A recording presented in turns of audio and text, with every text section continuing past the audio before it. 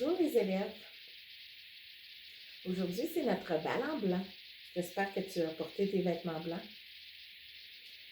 C'est vraiment un bon moment pour célébrer la première neige puisqu'elle est arrivée hier. C'est comme si on l'avait commandée.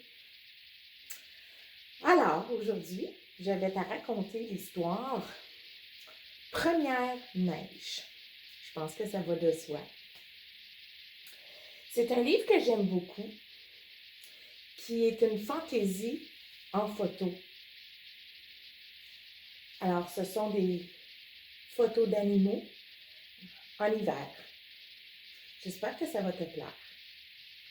À tous ceux qui veillent à la protection des lieux sauvages et qui aiment la nature. Une aurore boréale, faiblit dans le ciel d'une fraîche nuit d'automne. Déjà, elle n'est plus qu'une lueur lointaine et vacillante. La chouette qui connaît ce spectacle par cœur sent pourtant que quelque chose est différent. Elle sait qu'elle doit amorcer un long voyage vers le sud.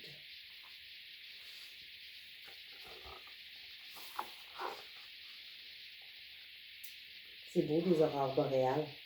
Je vous invite d'ailleurs à regarder à l'entrée de l'école. Il y a un cadre avec des aurores boréales, puisque Jonathan Pitre adorait les aurores boréales. Loin de là, le brouillard matinal se glisse dans le pré où broute une famille de chevreuils. La rosée fait scintiller les toiles fragiles. Une brise légère traverse la clairière en murmurant « Savez-vous ce qui se passe? » Une araignée tisse sa toile et transforme une mouche en un repas délicieux.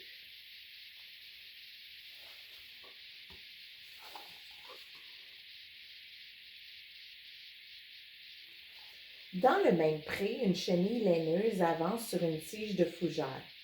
Petit à petit, puis sur une autre tige, tout en mâchant et en mâchouillant, comme le font toutes les chenilles. Une libellule attend patiemment que ses ailes sèchent. Elle est née en plein cœur de l'été, c'est-à-dire il y a une éternité pour une libellule. Quand la prochaine saison commencera-t-elle? Quand les libellules ne pourront plus voler?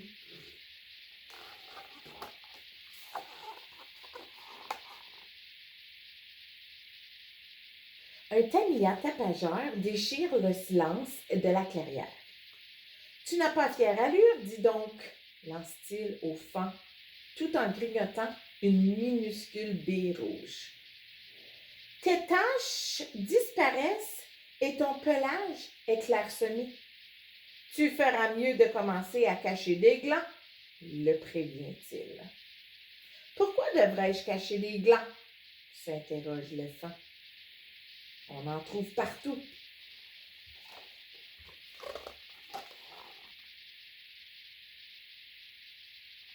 À la fin de l'été, les plantes au nectar sucré ne fleurissent plus.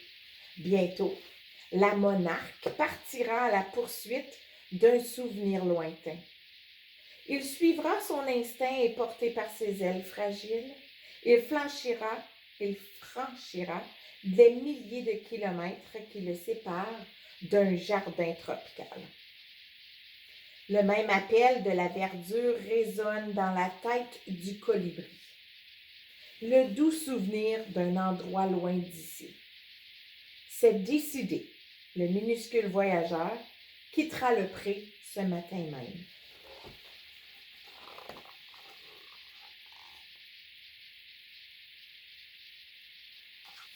C'est la période de l'année où tout change. Le matin, la rosée s'accroche aux toiles d'araignée qui couvrent les champs dorés. Déjà, plusieurs oiseaux se sont envolés vers des lieux lointains emportant leurs chants avec eux. À l'orée du bois, un petit écureuil jacasse. « Êtes-vous au courant? » demande l'écureuil roux. « La chouette Laponne est descendue du Grand Nord. Elle ne reste ici que durant les hivers les plus rudes. L'écureuil s'empare de 2 glands à la fois en prévision du mauvais temps. Il sent le vent soulever sa fourrure.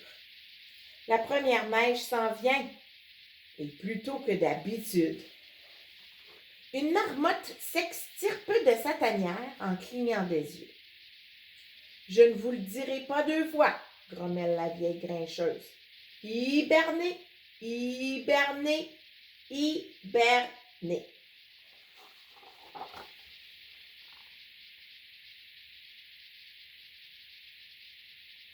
Le soleil fait fondre le givre, chasse le brouillard du pré et réchauffe les zones ombragées.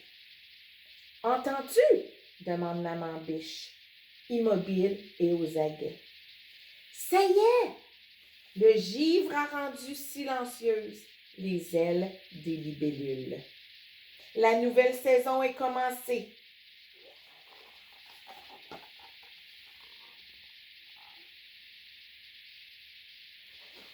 Une à une, les feuilles verdoyantes se teintent d'écarlate et de doré. La tortue, peinte, grimpe sur un rocher pour se réchauffer sous les rayons pâles du soleil. Bientôt, je m'enfouirai dans la boue épaisse et j'y dormirai jusqu'au printemps. C'est ce que font les tortues.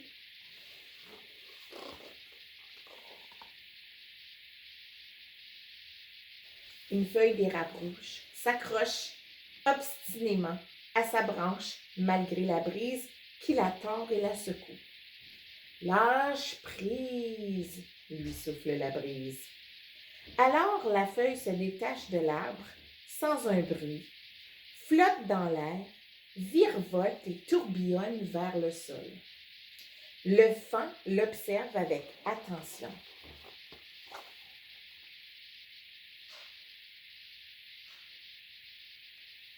Pourquoi les feuilles tombent-elles?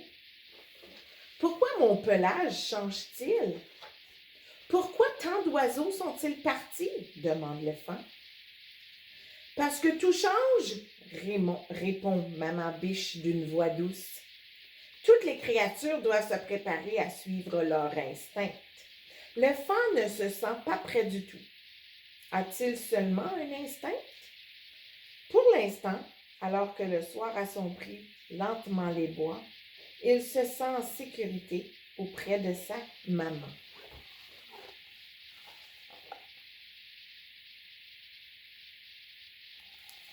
Chaque nuit vole un peu plus de lumière au jour et retient un peu plus longtemps le soleil du matin. Des oies sauvages traversent le ciel en poussant un cri pour annoncer le changement de saison.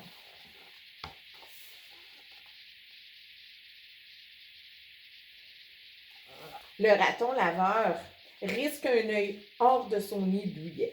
Il prête l'oreille au bruit du matin et hume l'air frais. Au clair de lune, il a cherché des grenouilles et des écrevisses au bord de l'étang boueux. Au lever du jour, il a soulevé des morceaux d'écorce pourrie pour y dénicher des vers dodus et des insectes grouillants. Son instinct lui chantonne un air familier. « Bonjour, bonjour !» lance 2 souris en sortant la tête des feuilles. « C'est pour aujourd'hui! C'est pour aujourd'hui! » clame-t-elle en chœur. « C'est pour aujourd'hui! » répète le faon en soufflant des nuages de buée dans l'air glacial. « Je ne comprends pas. »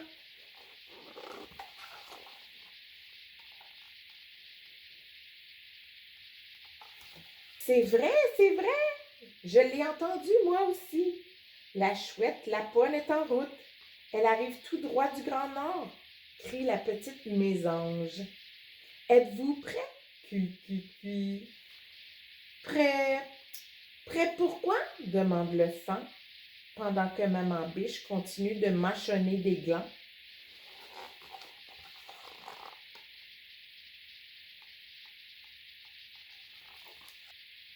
De sa patte blanche, le lièvre maintient son équilibre pendant qu'il mâchouille les aiguilles tendres d'un petit arbre. Bientôt, c'est toute sa fourrure qui sera blanche. C'est bien commode, le blanc en hiver. Soudain, une ombre survole le lièvre. Dans un grand bruit de plumes hérissées, la chouette Laponne se perche au sommet d'une épinette qui se balance au vent. Elle a parcouru de nombreux kilomètres, poussée par les vents du nord et talonnée par une tempête. Habitants de la forêt, préparez-vous! Voici la première tempête de l'hiver.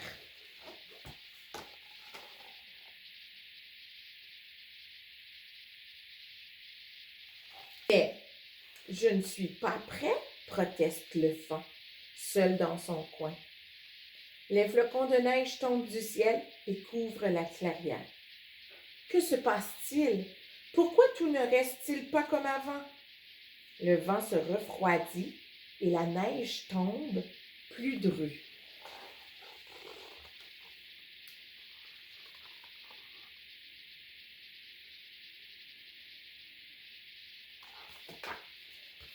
Le faon secoue ses oreilles pour les débarrasser de la neige humide. Oh, je n'aime pas ça. Le merle est bien de son avis. Il regrette de ne pas être parti plus tôt en laissant les baies sucrées derrière lui.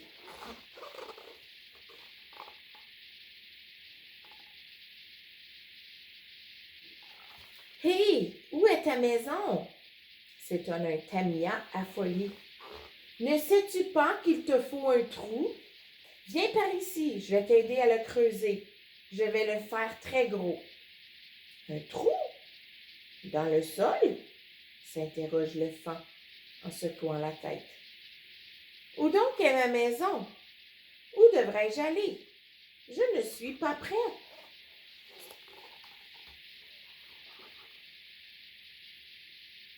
Tu es prêt? Murmure Maman Biche en apparaissant au milieu de la tempête. Tu es prêt pour la première neige de l'hiver? Viens, suis-moi.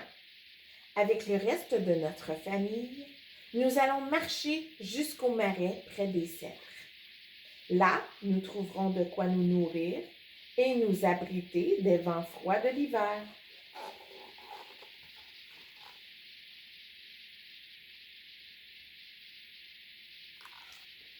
Du haut de son perchoir, la chouette Laponne observe la petite famille de chevreuils qui se met en route. Ils vont marcher, marcher, jusqu'aux terres plus basses, là où les cèdres sont bien fournis. Toute la nuit, les vents sifflent, toute la nuit, la neige tombe et tourbillonne en gros flocons blancs. Puis, c'est le silence.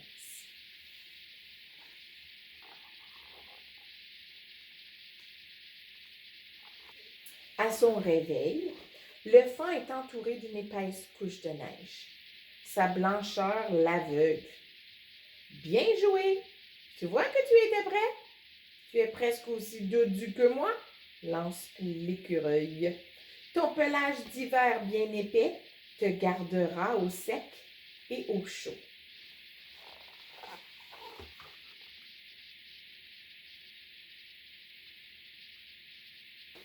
Le faon jette un coup d'œil aux alentours. Il perçoit des cris familiers, des oiseaux d'hiver, les mésanges, les cardinaux et les gébleux. Il écoute la neige qui tombe doucement, tandis que le calme l'envahit. À présent, il sait qu'il est prêt. Il a trouvé sa maison d'hiver. Son instinct ne l'a pas abandonné après tout.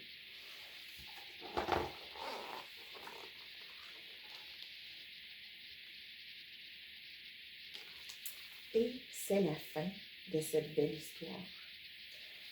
Alors j'espère qu'aujourd'hui, les élèves, vous allez profiter de cette belle neige blanche qui couvre le sol et la cour d'école.